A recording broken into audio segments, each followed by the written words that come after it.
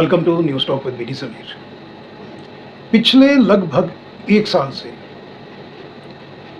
वरुण गांधी और मेनका गांधी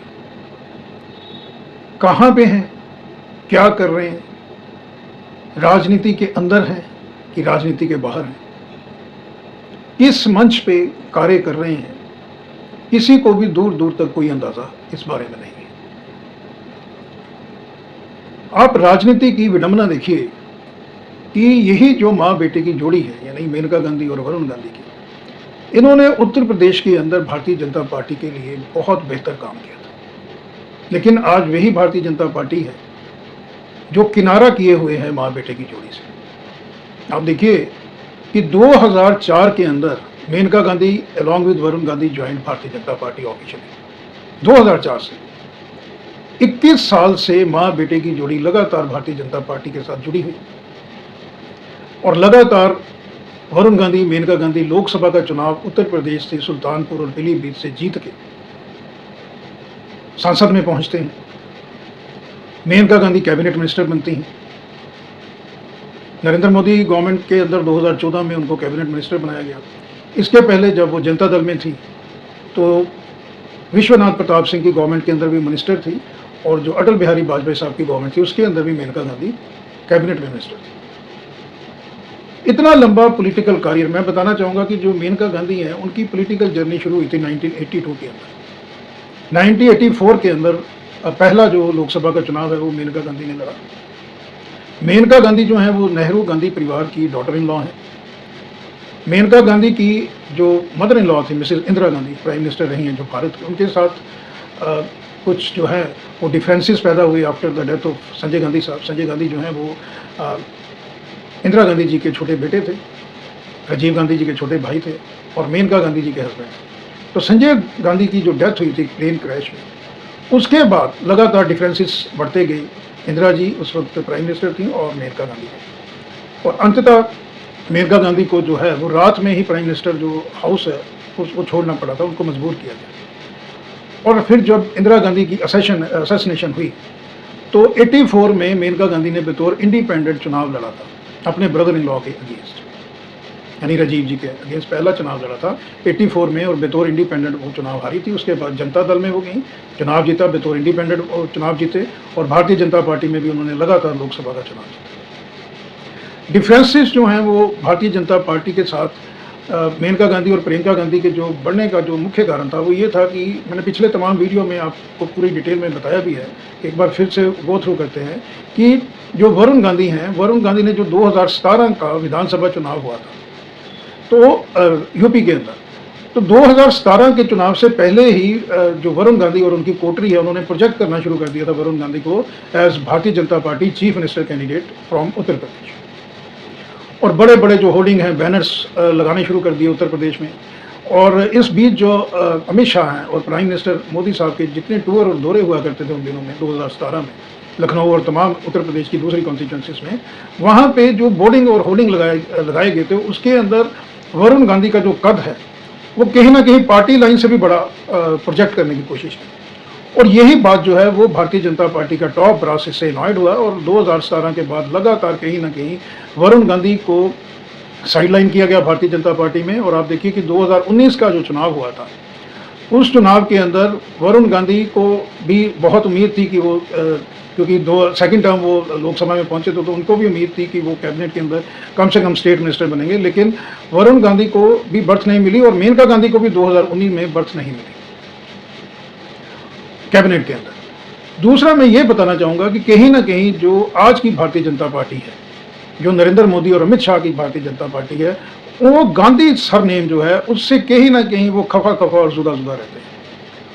जैसे नेहरू गांधी फैमिली के ही वंशज हैं वरुण गांधी, तो मुझे लग रहा है कि उतनी कंफर्टेबल ये अमित शाह और मोदी साहब की जो जोड़ी है वो वरुण गांधी और मेनका गांधी को लेकर नहीं है, जितने कंफर्टेबल जब प्राइम मिनिस्टर हुआ करते थे अटल बिहारी वाजपेयी उस टेन्योर में माँ बेटी की जोड़ी है उनको बहुत ज़्यादा वेटेज दी जाती थी। लेकिन अभी कुछ सालों से लगातार दोनों माँ बेटे की जोड़ी को साइडलाइन किया गया और अभी पोजीशन ये है कि पीछे ऑपरेशन सिंदूर में जो है वो वरुण गांधी ने प्राइम मिनिस्टर की भी तारीफ की। ऑपरेशन सिंदूर को जो स्टैंड लिया गवर्नमेंट ने, स्पेशली प्राइम मिनिस्टर ने, उसको लेके भी तारीफ की गई।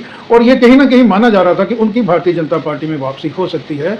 लेकिन भारतीय जनता पार्टी को अब मुझे लगता है कि वरुण गांधी की और मेनका गांधी की कोई ज़रूरत नहीं है उत्तर प्रदेश के अंदर। रीज़न ये है कि भारतीय जनता पार्टी के पास योगी आदित्यनाथ के कद के जैसा एक लीडर है उत्तर प्रदेश के अंदर। संगठन बहुत मजबूत है, आरएसएस की भी शक्ति है भारतीय जनता पार्टी के पीछे। और वरुण गांधी जो हैं, जो जिनका इन्फ्लुएंस डेफिनेटली 2-4 सीटों पे है अलॉन्ग विद मेनका गांधी, उस तरह की ज़रूरत जो है वो भारतीय जनता पार्टी को अब महसूस नहीं हो रही है। स्पेशली जबकि अमित शाह जो हैं और प्राइम मिनिस्टर मोदी ये नेहरू गांधी फैमिली को टारगेट किया करते हैं, चाहे वो जवाहरलाल नेहरू का टेन्योर हो as prime minister of India, चाहे वो इंदिरा जी का हो, तो उनको टारगेट किया करते हैं। और उसी फैमिली से बिलोंग करते हैं वरुण गांधी और मेनका गांधी।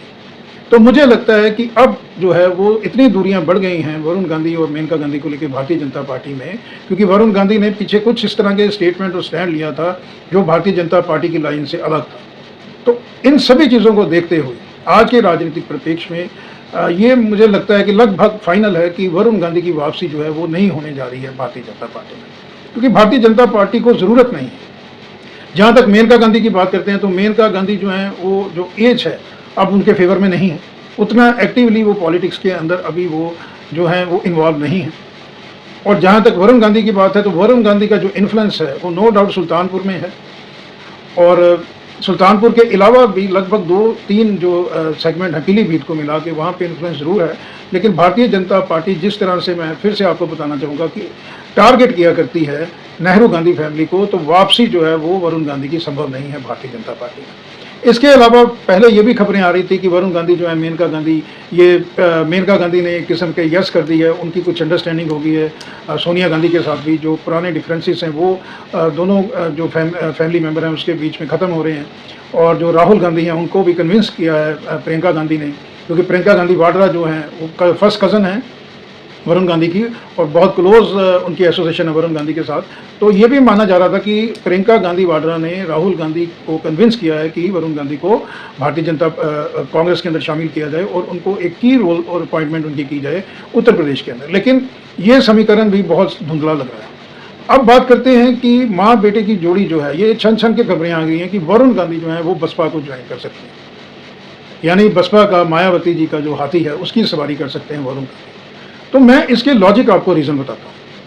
जिस तरह से बहन मायावती फिर से एक्टिव हो गई हैं, उन्होंने कमर कस ली है, यूपी का 2027 का चुनाव फ्रंट फुट पे आके लड़ेंगी बहन जी बसपा। उसके अलावा बहन जी की जो टारगेट है वो 2029 का लोकसभा चुनाव भी है। अब लोकसभा चुनाव के अंदर पूरे आपको देश के अंदर जो लगभग 7-8 स्टेट्स हैं उसके अंदर अच्छी तरह से कंटेस्ट करने की स्थिति में है बसपा। और बसपा को बहन जी के अलावा कुछ स्टार प्रचारक चाहिए जो अपने बलबूते पे सीटें निकाल पाएँ इंडिया की अलग अलग स्टेट्स के अंदर, इंक्लूडिंग उत्तर प्रदेश एंड पंजाब। तो अगर बसपा में शामिल होते हैं वरुण गांधी तो बसपा को एक बहुत अच्छा स्टार प्रचारक मिलेगा। उत्तर प्रदेश के अंदर मैं समझता हूं कि 4-5 लोकसभा की सीट्स का एडेड एडवांटेज बसपा को मिलेगा। और जहां तक विधानसभा की बात है तो 15 से 20 इस तरह की असेंबली कॉन्स्टिट्यूंसीज हैं जहां पे वरुण गांधी और मेनका गांधी का एडेड एडवांटेज मिलेगा बसपा को, नंबर 1।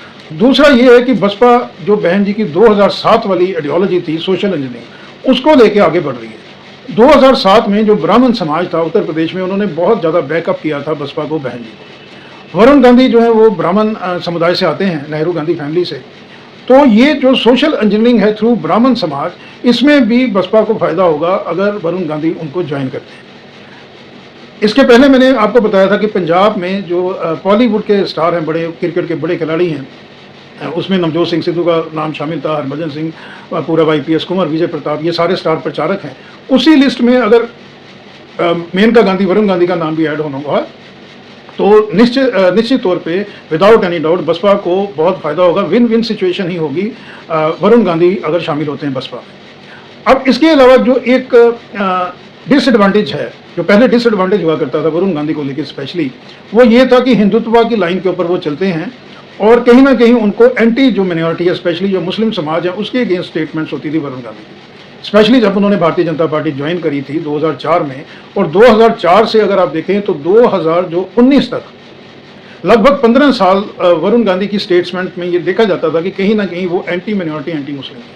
लेकिन 2019 के बाद जो है वो सेकुलर फ्रंट पे ही वरुण गांधी की स्टेटमेंट ज़्यादा हमको सुनने में देखने को मिली, जिससे कहीं ना कहीं अनॉयड भी हुई भारतीय जनता पार्टी, क्योंकि भारतीय जनता पार्टी की जो आइडियोलॉजी है वो हिंदुत्व की आइडियोलॉजी है, और वरुण गांधी ने हिंदुत्व की आइडियोलॉजी को छोड़ के जो सेकुलरिज्म है उसके ऊपर वो आगे बढ़ते गए। उन्होंने अपनी एक लाइन जो है वो भारतीय जनता पार्टी से जुदा खींचने की कोशिश की, जिसका उनको बहुत बड़ा खमजाना उठाना पड़ा। भारतीय जनता पार्टी के बिल्कुल वो उनको साइड लाइन कर दिया गया। ये उसका एक रीज़न था, among one of the reason behind decline of downfall of Varun Gandhi and Maneka Gandhi.